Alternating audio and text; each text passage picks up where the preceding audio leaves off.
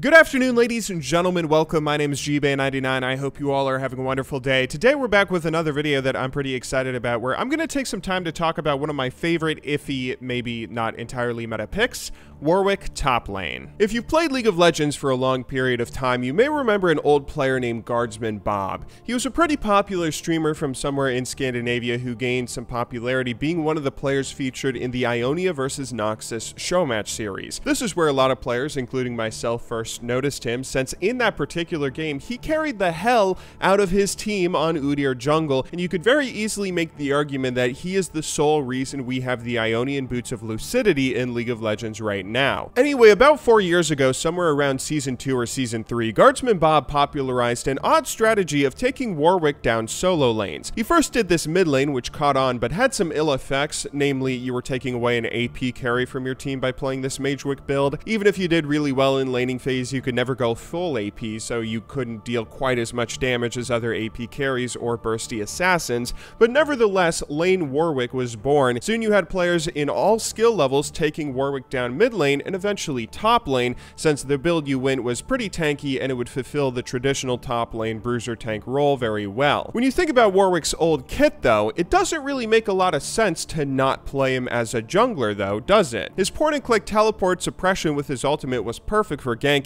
His infinite sustain in the jungle made him a great safe pick for people who wanted to jungle but didn't have a lot of experience on more advanced junglers. He still had the ability to gain his movement speed and chase down low health targets. Everything made him a great ganker, so why would you want to take him top or mid? Well, the strategy involved taking Adorn's Ring at level 1 and simply out-sustaining your opponent in the laning phase forever. Keep in mind, this was back when laning phase had a lot more significance in League of Legends. Because your Q and your passive healed you for so much, nobody could ever poke you down regardless of how strong of a laner they were. You simply had the best sustain in the game. As you continued through the laning phase and leveled up your Q, which you could spam infinitely because of the Doran's Ring, you could slowly poke down your opponent with it, and if they ever tried to fight back, you could continue fighting, out-sustaining them. If they were a tank, they wouldn't really be able to out-damage you, but even if they were a hybrid, they would not be able to out-damage all the healing that you did, plus the damage you were doing with your Q and your auto attacks. Eventually, you would get them low enough that you could all in with your ultimate plus ignite, and there wasn't really a lane opponent that could do anything about it.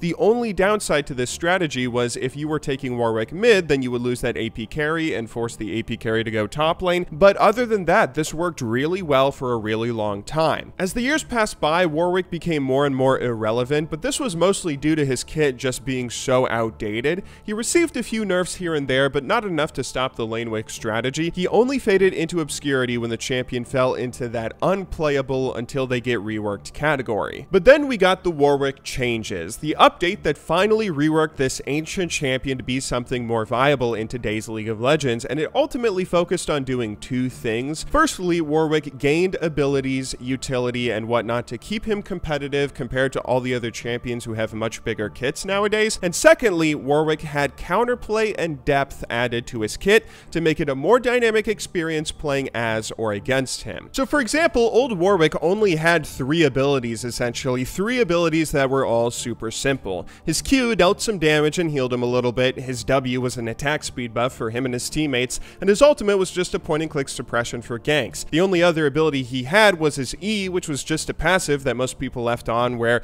you would just gain a little bit of movement speed and vision of low health targets. These are all very simple and one-dimensional ideas. So in the rework, Riot added a lot more stuff. He now has a new E ability that lets him reduce incoming damage as well as provide a short AoE fear around him. He has this new weird mechanic where his attack speed increases against targets that have lower health. He still has his sustain and his Q and ultimate and all that, but there's a lot more stuff in there that can make him a more viable pick when you're stacking him up, comparing him to the other junglers in League. A lot of this just goes into that first point of giving him more things to be competitive and bring more to the table. The second point, giving him more dynamic play when playing as him and counterplay when playing against him, is a little more about the reworks to the older abilities. His Q now, instead of just being straight damage and healing, has this option for you to follow through and jump behind the target if you hold your Q button down, rather than just tapping it and it will sort of act like the old Q. This added a little bit of depth, lets you do some crazy things like follow people through when they're trying to use their escapes if they do it at the wrong time and you predict it. His ultimate is also now a skill shot that increases its range based on your movement speed, which helps solidify his overall theme of being this doggo that hunts people down. But there's an interesting thing about this rework and how it's panned out. It's made top lane Warwick viable once again. There are some pretty big differences in the playstyle now. Old Warwick was really good in laning phase because he had literally the best sustain in the game, but this new Warwick doesn't have quite as good sustain since it's no longer a static buff that you always have. Instead, it kicks in when your health gets lower. Starting when you're under half health, you gain your lifesteal, but getting even more powerful, tripling if you go down to 25% health. However, it wasn't simply a nerf removing this. You now have a new strategy replacing the old one. New Warwick is much more about seeming kinda killable when you're actually 100% unkillable, especially in 1v1s due to the crazy good sustain at low health while having massive damage reduction with your new E. This is a pretty big change in how you play him in laning phase, but the basic principles are still the same. He still has his sustain, he still has his poke, he still has his all-in, and his laning phase survivability is probably just as high as it's ever been, even if his survivability comes from a new source now. I'm sure most of you know this already because of how frequently people tried to play him top lane when the rework first came out, but many have given up on trying to make him work in laning phase in favor of just going back to their other champions top lane, where Warwick has mostly been relegated back to the jungle nowadays. So today I want to show you guys an example of a game of Warwick top that works strikingly similar to how it used to work back in the day. A quick disclaimer here, this is a flex queue game, and it's only one game, it's not a large sample size or anything. I haven't had a lot of experience with Warwick top lane, and there are plenty of bad experiences I've had, particularly if I try and do something crazy like first pick him in ranked when I don't know who I'm laning against or something. So don't think this one example means that I'm trying to say he's super overpowered. But this is a pretty solid player I'm playing against. It's a Diamond 5 player who's played a fair amount of Aatrox recently, and I think this game does a good job of showing just how strong Lane Warwick can still be if everything goes right. Things start off a little bit rough for Aatrox this match as he ends up face-checking a brush on his way to top lane that gives us first blood. I don't get the kill, so I don't get a huge advantage in gold or anything. I actually don't even buy anything when I recall a heal, but he does burn his flash early, and it starts off snowballing our RE mid lane. This signals our Shaco to come top lane and give me some early ganks, so I do have a pretty easy early laning phase. Right when we get to lane, I get straight to fighting, knowing even though that I'm up against an Aatrox, one of the best sustained top laners in the game, I can still outfight, outpoke, and outsustain him when it comes to extended trades and laning phase. We do about the same damage to each other, but I'm able to heal more off of minions and eventually set up for Shaco to come top lane and get an easy gank. Anticipating Aatrox trying to Q away, I use my Q to follow through, CC, and pick up an early kill for myself. Now, I don't actually recall. I stay in lane for a little while because I want to farm up enough till I can buy a Sheen on my first back. The way that old Warwick's Q worked was most of your damage came out from a flat amount plus 100% AP scaling. It would actually either take a flat amount or a percentage of your opponent's max health, whichever was larger, meaning that you had a floor of dealing at least 275 damage per Q without any bonuses at level 5. However, new Warwick deals much less early on since instead of dealing flat magic damage scaling up to 275, it now does 120% of your AD, which if you have no AD items when you're maxing Q at level 9, that means you're only dealing a flat 93.84 damage per Q. You do have 10% of your target's max health added onto that, which can be a lot against tankier champions, but against squishier champions, that won't be much on its own. Not to mention, that's when you max out the ability, you get the Q to level 5 at level 9 in game. That's as good as it gets. The removal of that flat damage makes this ability very bad levels 1 through 8, which is a majority of the laning phase. However, you can get back to that old Warwick Q damage by buying a Sheen since your Q now procs on hit effects. Here, with just a level 2 Q and a Sheen, I deal 185 damage with 55 bonus damage coming from the Sheen. That may not seem like a lot at first, but that's a ton when you stack up Qs over and over in laning phase. That's an extra 42% damage that adds up over time. All this math really means, though, is Sheen brings you back up to that old Warwick DPS and you can poke down just as well as you did back in seasons 2 and 3 if you rush this item. Things will get more and more frustrating for this Aatrox as the game continues onwards. He tries to fight me a little bit here and there actually, but I wait for his passive to go down, and then once it does, it's a pretty easy engage and kill. Remember, all of this damage I'm dealing is just with a level 2 Q plus my Sheen. It's comparable to old Warwick's poke in laning phase, if not even better. Now I can start getting towards my level 6, which when I do, I can look for another kill. Just like Season 2 Lane Warwick, when you were in laning phase trying to poke your opponents down, you could set up for an all-in with your ultimate somewhere around level 6. I can do the exact same thing here, picking up an easy kill when Aatrox doesn't realize I'm about to hit 6,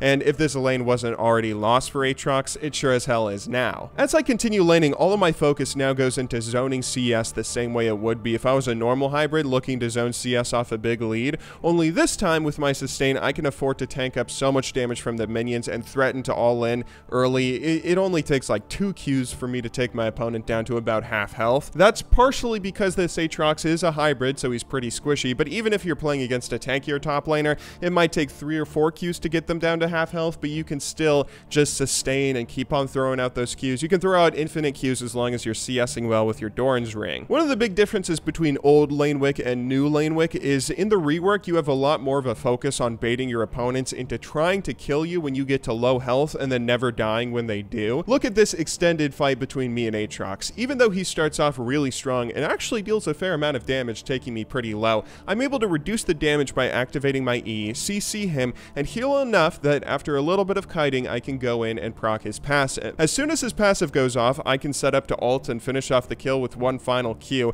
And if you notice my health bar throughout that entire fight, it's always staying somewhere around 1/3 to 1/2 my max health almost the entire time, even though Aatrox can and should be dealing a lot more damage, bursting me down to nothing pretty easily. If I was any other hybrid, he would be able to do that pretty easily. The sustain kicks in, and it's far too great for him to really do too much damage if I bait and kite properly. I'm able to capitalize off my opponent's over-aggression, which is something that you should always look to do if you're playing Lane Warwick. That doesn't mean that you're invincible, of course. You still have to play things right and be smart about kiting with your cooldowns, particularly if you don't have your opponents at low health to get the extra attack speed. At this point in the game, the Zac player starts coming top lane and ganking quite a bit, and although I theoretically could 2v1 if I played this correctly, I don't, and I die a couple of times from over-aggression. This sort of works out for me in a weird sort of way, where Aatrox then gets overconfident again, seeing that I am killable, and he goes for a few more 1v1s, which of course I'm able to win in the end.